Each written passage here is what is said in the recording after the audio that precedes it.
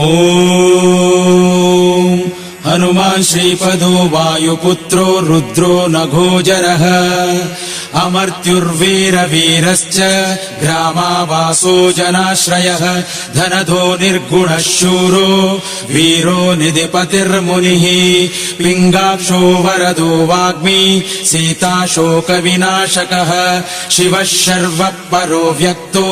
व्यक्ताव्यक्तो धराधरः पिङ्गकेशः पिङ्गरोमा श्रुतिगम्यः सनातनः अनादिर्भर्गवान् देवो विश्वहेतुर्जनाश्रयः आरोग्यकर्ता विश्वेशो विश्वनाथो हरीश्वरः भर्गो रामो रामभक्तः कल्याणप्रकृतिस्थिरः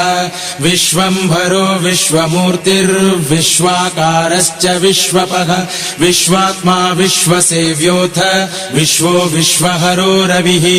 विश्वचेष्टो विश्वगम्यो विश्वध्येयकलाधरः प्लवङ्गमः कपिश्रेष्ठो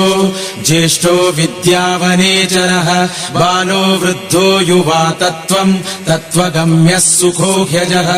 अञ्जनासूनुरव्यग्रो ग्रामशान्तो धराधरः भूर्भुवस्वर्मर्हलोको जनो लोकस्तपोव्ययः सत्यओङ्कारगम्यश्च प्रणवो व्यापकोमलः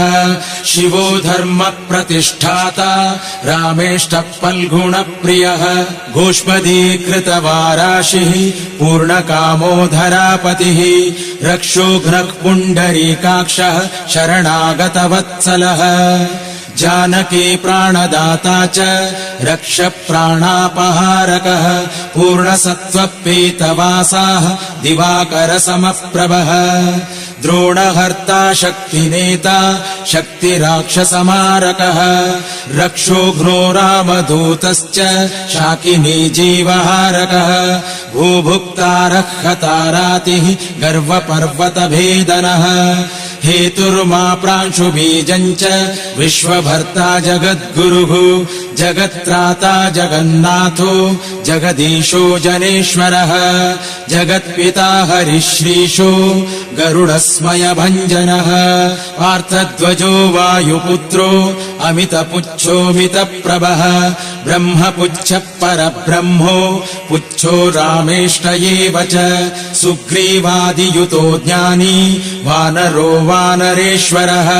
कल्पस्थायी चिरञ्जीवी प्रसन्नश्च सदाशिवः सन्नतिः सद्गतिर्भुक्तिर्मुक्तिदः कीर्तिदायकः कीर्तिः कीर्तिप्रदश्चैव समुद्रः श्रीपदः शिवः उदधिक्रमणो देवः संसारभयनाशनः वार्धिबन्धनकृद्विश्च जेता विश्वप्रतिष्ठितः लङ्कारिकालपुरुषो लङ्केशगृहभञ्जनः भूतावासो वासुदेवो वसुस्त्रीभुवनेश्वरः श्रीरामदूतः कृष्णश्च लङ्काप्रासादभञ्जनः कृष्णः कृष्णस्तुतः शान्तः शान्तिदो विश्वपावनः विश्वभोक्ता च मूर्तिग्रह ब्रह्मचारी जितेन्द्रियः ऊर्ध्वगोलाङ्गुलीमाली लाङ्गूलहत राक्षसः समीरतनुजो वीरो